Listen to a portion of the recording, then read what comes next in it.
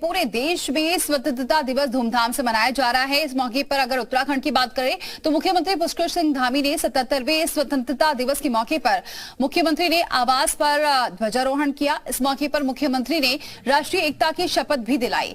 मुख्यमंत्री पुष्कर सिंह धामी ने प्रदेशवासियों को स्वतंत्रता दिवस की शुभकामनाएं दी। मुख्यमंत्री ने देश की आजादी की रक्षा के लिए अपना सर्वोच्च बलिदान देने वाले महानायकों को भी याद किया।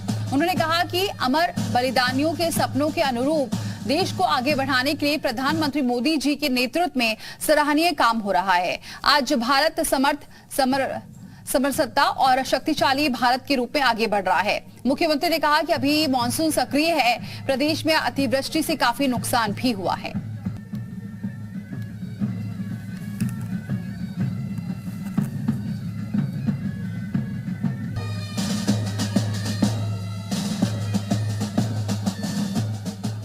केदारनाथ धाम का पुनर्निर्माण हो या बद्री विशाल का मास्टर प्लान हो, आदरणीय प्रधानमंत्री जी के विदत्व और नेतृत्व में एक सर्वश्रेष्ठ उदाहरण हमारे सामने विकास का दिखाई दे रहा है। आदरणीय प्रधानमंत्री जी ने इस देवभूमि को make in India Vande Bharat express की सौगात देने के साथ ही अमृत भारत स्टेशन योजना के तहत 3 स्टेशनों के लिए अभी हाल ही में 83 करोड़ रुपए से भी अधिक की धनराशि हमारे यहाँ प्रदान की है। भाइयों बहनों, जॉली ग्रांट का एयरपोर्ट हो, वह अंतर्राष्ट्रीय स्तर का बनाया जा रहा है। उधम सिंह नगर में ग्रीनफील्ड एयरपोर्ट भी विकसित किया जा रहा है। रीजनल कनेक्टिविटी योजना के अंतर्गत 13 स्थानों पर हेलीपोर्ट का निर्माण किया जा रहा है। जल जीवन मिशन में हर घर नल से जल के अंतर्गत राज्य के ग्रामीण क्षेत्रों में लाखों लोगों को पानी का कनेक्शन दिया जा रहा है। भारत सरकार द्वारा हमारे राज्य के लिए स्वीकृत Uttarakhand integrated horticulture development project Uttarakhand में औद्यानिकी के क्षेत्र में मील का पत्थर साबित होंगे। 38 छोटे नगरों में पेयजल के लिए 1600 करोड़ रुपए की Uttarakhand urban water supply project जैसी महत्वपूर्ण पेयजल की योजना की भी स्वीकृति हो चुकी है। 952 करोड़ रुपए का Uttarakhand climate rain fade farming project भी स्वीकृत किया जा चुका है। देहरादून और मसूरी में अंतर्राष्ट्रीय स्तरीय ट्रांसपोर्ट इंफ्रास्ट्रक्चर के लिए भारत सरकार द्वारा 1750 करोड़ की परियोजना के लिए स्वीकृति प्रदान की गई है। इसी के साथ साथ लंबे समय से जिनका हमें इंतजार था, जमरानी और सोंग माप परियोजना, इनकी भी सैद्धांतिक रूप से हमें सहमति मिल चुकी है तथा 300 मेगावाट की पिछले कई दशकों से रुकी हुई लखवाड़ बहुउद्देशीय परियोजना का कार्य भी गतिमान है। जहां जमरानी बांध परियोजना से नैनीताल उधम सिंह नगर के तराई क्षेत्र लाभान्वित होंगे, वहीं सोंग परियोजना से देहरादून में 2053 तक अनुमानित आबादी के लिए पेयजल उपलब्ध हो सकेगा। उधम सिंह नगर में एम्स का सैटेलाइट सेंटर बनने से एक बड़ी आबादी को उच्च स्तरीय चिकित्सा सुविधा मिलेगी। इसके लिए भारत सरकार द्वारा 700 करोड़ रुपए का बजट जारी कर दिया गया है।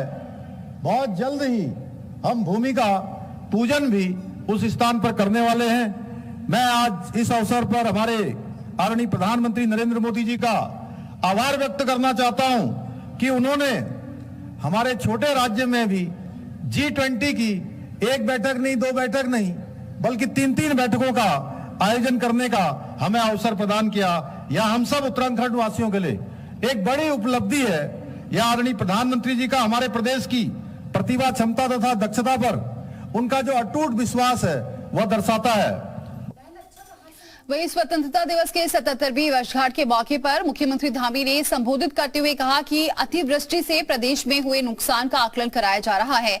मुख्यमंत्री ने प्रदेश में अतिवृष्टि से हताहत हुए लोगों के प्रति शोक संवेदना व्यक्त की और उनके परिजनों को धैर्य प्रदान करने की ईश्वर से कामना की।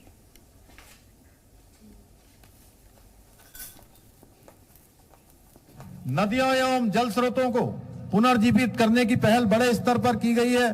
प्रत्येक जिलों में वर्षा जल संचय के लिए झीलें विकसित की जा रही हैं। शीघ्र ही हम राज्य स्प्रिंग एवं रेनफेड रिवर रिजुनिवेशन अथॉरिटी का गठन करने जा रहे हैं, जिसका उद्देश्य वर्षा आधारित जल स्रोतों में जलवायु परिवर्तन के कारण हो रहे निरंतर कमी को दूर करना तथा भविष्य में जल स्रोतों को सूखने से बचाना है।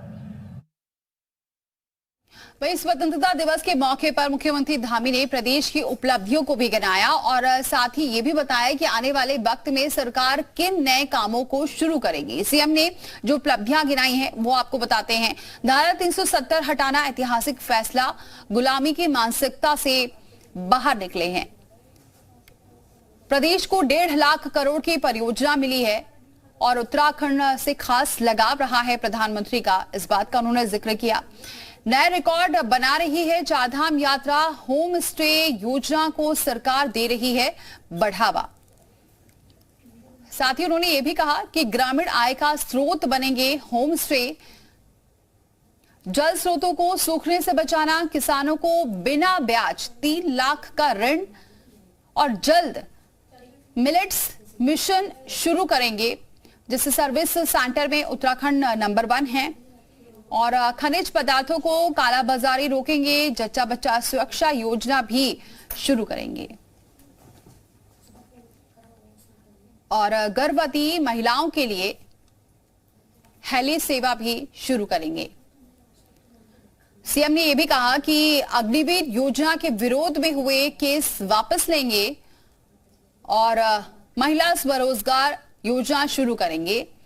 स्थानीय उत्पादों के लिए यूनिट्स मॉल शुरू करेंगे। तो ये तमाम उपलब्धियां रही हैं जिसका जिक्र सीएम ने किया है।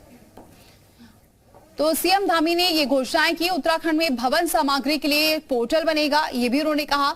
ऑनलाइन बुकिंग के लिए पोर्टल बनाया जाएगा, इस बात का भी उन्होंने जिक्र किया। दुर्गम क्षेत्रों में मुख्यमंत्री जच्चा बच्चा योजना भी शुरू करेंगे। एयरलिफ्ट के लिए तंत्र को विकसित किया जाएगा, इस बात का भी उन्होंने जिक्र किया।